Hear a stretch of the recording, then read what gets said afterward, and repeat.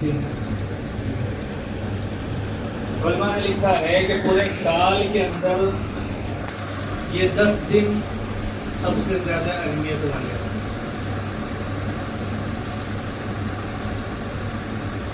اس لیے کہ ان 10 دنوں کے اندر روزے کا عمل بھی ہوتا ہے، نمازیں بھی ہوتی ہے، صدقات بھی ہوتے ہیں، اور حج جیسا عمل بھی انجام دیا جاتا ہے۔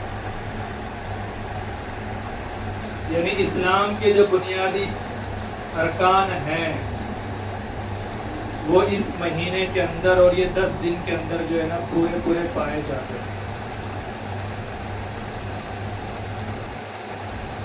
بے شمار فضائل ہیں۔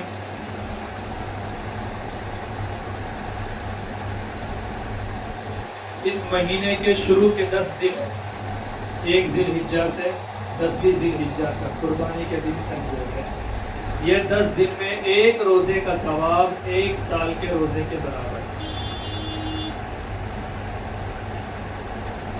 اور 1 رات عبادت کرنے کا ثواب شب قدر کی عبادت سے زیادہ ہے۔ شب قدر جو ہے وہ ہم رمضان میں تلاش کرتے ہیں، جاگتے ہیں، عبادتیں کرتے ہیں، لیکن کوئی یہ نہیں، یقین نہیں کہ بھئی وہ رات شب قدر ہی ہو۔ لیکن یہاں تو بندوں کو کہا جا رہا ہے کہ بھئی یہ 10 راتیں جو ہے وہ کوئی آدمی جاگ لے، عبادت کر لے، 10 روزے رکھ لے، کیا بولے، کمائی ہو جائے گی، اچھی خاصی کمائی ہو جائے گی، نہیں ہو جائے گی بھائی؟ 1 روزے کا ثواب 1 سال کا ہے۔ کریں گے انشاءاللہ؟ آج 2 تاریخ ہے، 3 تاریخ، 2 تاریخ۔ ابھی اب ہمارے پاس جو ہے وہ 9 دن اور بچے ہیں، اور پھر ان 10 دنوں کے اندر 9 ذی الحجہ یعنی عرفہ کا دن، جس دن جو ہے حاجی میدان عرفات میں جمع ہوتے ہیں، وہ وہاں ان کے لیے جو ہے وہ 10 ذی الحجہ رہتی ہے، ہمارے یہاں 9 ذی الحجہ رہتی ہے۔ اس دن کا روزہ جو ہے، ان 10 دنوں میں اس دن کا روزہ اور بابرکت ہے کہ اگر آدمی اپنی کمزوری کی وجہ سے اور جو ہے کاروبار کی وجہ سے یا کم ہمتی کی وجہ سے پورے 10 دن روزہ نہیں رکھ سکتا ہے، تو کم از کم 9ویں ذی الحجہ کا وہ روزہ رکھے۔ چھوٹے آنکھ لگ جائے گی تو وضو چلا جائے گا۔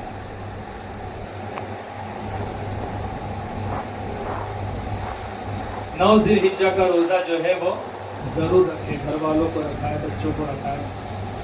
دیکھیں یہ دوستو، یہ اعمال ہے جو اللہ نے ہم سب کو دیے ہیں ہماری مغفرت کے لیے، ہمارے درجات بڑھانے کے لیے۔ اگر ہم ان اعمال کو اپنے وقتوں پر کرتے رہیں گے تو دھیرے دھیرے ہمارا جو ہے نا وہ نام اعمال میں نیکیوں کا پلہ بڑھتا جائے گا، گناہ کم ہوتے جائیں گے، اور دھیرے دھیرے بندہ جو ہے وہ اللہ کے قریب جائے گا۔ یہ 10 دنوں میں راتوں کو جاگنے کا اہتمام کرے، اعمال کرنے کا اہتمام کرے۔ اللہ ہم سب کو جو ہے عمل کی توفیق عطا فرمائے۔ اور جو ہے 5 دن ایام تشریق کے ہیں، جو حج کے خاص 5 دن ہیں، کہ 9ویں ذی الحجہ کی صبح سے جو ہے، فجر سے جو ہے وہ فرض نماز کے بعد جو ہے وہ تکبیر تشریق پڑھی جاتی ہے، یہ حاجیوں کی مشابہت ہے۔ گھر میں عورتیں نماز پڑھتی ہیں، ان کو بھی بتایا جائے، سمجھایا جائے کہ 1 مرتبہ جو ہے وہ اللہ اکبر لا الہ الا اللہ اکبر وللہ الحمد جو ہے پڑھا جائے۔ تو قربانی کے 3 دن کے ایام ہیں، آدمی جو ہے نا وہ اپنے مال کا حساب لگائے، گھر کی عورتوں کے زیور کا حساب لگائے۔ بکرا لینے کی استطاعت نہیں ہوتی ہے تو حصہ لے، لیکن معتبر جگہ پر معتبر ذرائع سے جو ہے نا وہ اپنی نیکیوں کو انجام دے۔ اس سے پہلے ہفتے جو ہے حضرت سیدنا ابراہیم علیہ السلام کی جو ہے وہ واقعے پر بات ہو رہی تھی کہ حضرت ابراہیم علیہ السلام کو جو ہے وہ آگ میں ڈالا گیا تو آپ نے فرشتوں سے مدد لینے سے انکار فرمایا۔ اور کہا کہ جب میرا رب مجھے دیکھ رہا ہے تو مجھے دنیا میں کسی کے سہارے کی اور کسی سے مدد لینے کی ضرورت نہیں۔ جب ابراہیم علیہ السلام کو آگ میں ڈالا گیا تو اللہ رب العزت نے براہ راست آگ کو جو ہے نا وہ حکم دیا، قلنا یا نار کونی بردا وسلاما علی ابراہیم، کہ اے آگ سلامتی کے ساتھ جو ہے وہ ٹھنڈی ہو گئی۔ اور وہ آگ جو ہے حضرت ابراہیم علیہ السلام کے لیے گلزار بن گئی، یعنی باغیچہ بن گئی، گارڈن بن گئی۔ 40 دن تک جو ہے نمرود اور اس کی قوم جو ہے وہ آگ کو باہر سے دہکاتے رہے اور حضرت ابراہیم علیہ السلام اندر اطمینان سے جو ہے نا وہ بیٹھے۔ اللہ رب العزت نے وہاں کھلایا پلایا، اپنے حبیب کا خلیل کا اکرام کیا۔ تو بات یہ چلی تھی کہ دنیا کے اندر جو ہے وہ ہر چیز اللہ رب العزت کے حکم کی محتاج ہے۔ کوئی چیز دنیا میں براہ راست انسان کو نہ نفع دے سکتی ہے نہ نقصان دے سکتی ہے، چاہے وہ کسی بھی شکل میں۔ ہر چیز جو ہے وہ اپنا اثر دکھانے، اپنی طاقت دکھانے کے لیے اللہ کے حکم کی محتاج ہے۔ یہ ہمارے دلوں کے اندر یہ بات اترنا چاہیے، یہ عقیدہ ہے، یہ ایمان ہونا چاہیے کہ ہر چیز اللہ کے حکم کی محتاج ہے۔ کوئی چیز اگر اللہ میرے لیے نفع ڈال دے تو وہ مجھے نفع دے گی، اگر نقصان ڈال دے تو نقصان دے گی۔ آگ بظاہر نقصان والی چیز ہے، آدمی دیکھ کے ڈرتا ہے، جانور دیکھ کے ڈرتا ہے، لیکن اللہ رب العزت نے اپنے خلیل کے لیے اس کو جو ہے نا وہ نفع والی چیز ہے۔ پانی جو ہے بظاہر نقصان والی چیز ہے، سمندر کا پانی ہو، دریا کا پانی ہو۔ حضرت موسیٰ علیہ السلام کے لیے اللہ نے اس کے اندر 12 راستے بنا دیے، حضرت موسیٰ علیہ السلام اس میں سے پار ہو گئے۔ چھری جو ہے دکھنے میں بظاہر نقصان کی چیز ہے، بچوں کے ہاتھ میں ہو تو مائیں جو ہے نا وہ اس کو لینے کی کوشش کرتی ہے کہ بچہ ہاتھ نہ کاٹے۔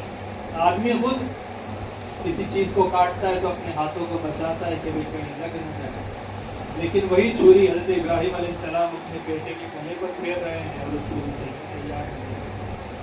تو دنیا کی ہر چیز جو ہے نا وہ اللہ کے حکم کی محتاج ہے۔ ایک ہی محلے میں ایک ہی ڈاکٹر ہے، ایک ہی بیماری کے 2-4 پیشنٹ اس کے پاس جا رہے ہیں، دوا لے رہے ہیں، کسی کو 1 خوراک میں آرام ہو رہا ہے، کسی کو 3 دن کی دوا میں آرام ہو رہا ہے، کسی کو 2 مرتبہ کی جو ہے نا دوا میں آرام ہو رہا ہے، کسی کو ہاسپٹلائز ہو رہا ہے۔ یہی ہو رہا ہے۔ کورونا جیسی بیماری تھی، کچھ لوگوں کی زندگی تھی آ گئی، کچھ لوگوں کی موت میں چلے۔ دنیا کی ہر چیز جو ہے وہ بندوں کے لیے نفع نقصان پہنچانے میں اللہ کے حکم کی محتاج ہے۔ جیسے اللہ اپنی ذات میں اکیلا ہے، تنے تنہا ہے، قل هو اللہ احد ہے، ایسے ہی وہ اپنی صفات میں بھی اکیلا ہے۔ اس کی صفات میں دنیا کا کوئی آدمی شریک نہیں ہے، کوئی اس کا پارٹنر نہیں، نہ کوئی نبی، نہ کوئی ولی، نہ کوئی رسول، نہ کوئی پیغمبر، کوئی اس کی صفات کے اندر پارٹنر نہیں۔ دنیا کے کارخانے، دنیا کے بزنس، دنیا کے کاروبار پارٹنروں پہ چلتے ہیں۔ اللہ رب العزت نے اتنے بڑے کائنات کے نظام کو بنایا ہے اور چلا رہا ہے، یہ بغیر کسی پارٹنر کے، کوئی اس کا مددگار نہیں ہے۔ وہ ساری ایسی چیزوں سے جو ہے وہ بے نیاز ہے۔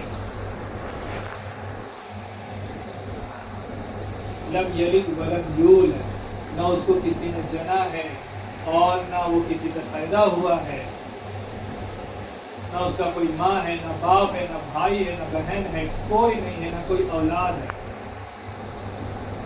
لیکن دنیا کے اندر اللہ رب العزت نے نبیوں کو بھیجا، اپنی وحدانیت، اپنی ذات، اپنی صفات کا تعارف کرایا، اور نبیوں کے ہاتھوں پر اللہ رب العزت نے بہت سارے معجزات بندوں کو دکھائے۔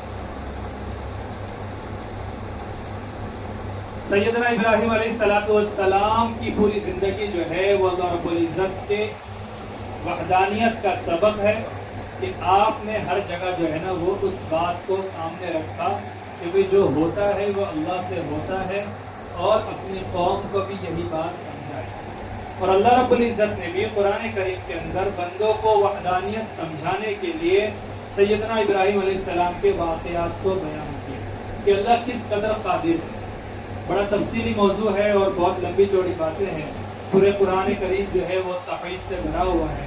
انشاءاللہ بقرعید کے بعد جو ہے اس موضوع پر تفصیل سے بات ہے، اس لیے کہ ہمارے بہت سے لوگوں کی سمجھ کے اندر یہ بات ہے کہ بھائی نبی بھی جو ہے وہ عالم الغیب ہے، مشکل کشا ہے، ولی بھی مشکل کشا ہے، اور حضرت حسین رضی اللہ تعالیٰ عنہ، حضرت حسن، حضرت علی رضی اللہ تعالیٰ عنہ یہ بھی مشکل کشا ہے، بندوں کی حاجت روائی کرتے ہیں. تو انشاءاللہ جو ہے بقرعید کے بعد اس پر تفصیلی بات ہے، تاکہ جن لوگوں کے دلوں کے اندر یہ اشکال ہے یا یہ بات ہے جو ہے وہ ختم ہو جائے گی اور ان کا عقیدہ جو ہے وہ درست ہو جائے گا. حضرت ابراہیم علیہ السلام اللہ رب العزت کی بے شمار نشانیاں دیکھی، لیکن اس کے باوجود جو ہے نا اللہ سے طرح طرح کے سوالات ہوئے. ایک سوال یہ ہوا کہ اللہ تو مردوں کو زندہ کیسے کرتا ہے اور تو قیامت میں لوگوں کو زندہ کیسے کرے گا؟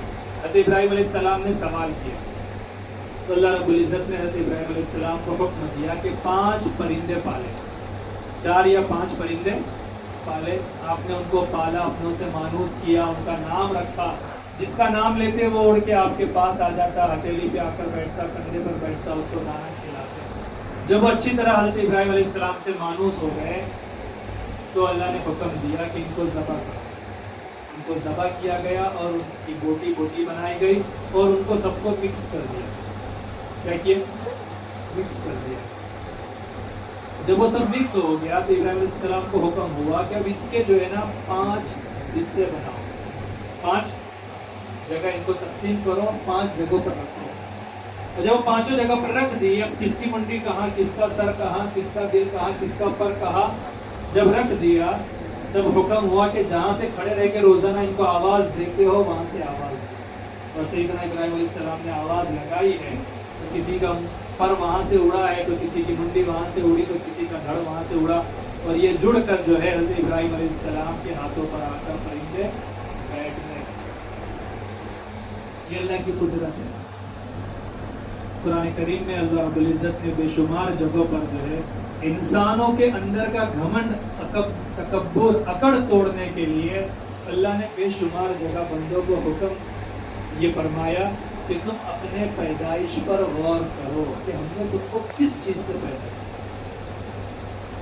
تمہاری اوقات کیا ہے، تم کیسے بنے ہو، کہاں بنے ہو، کس چیز سے بنے ہو.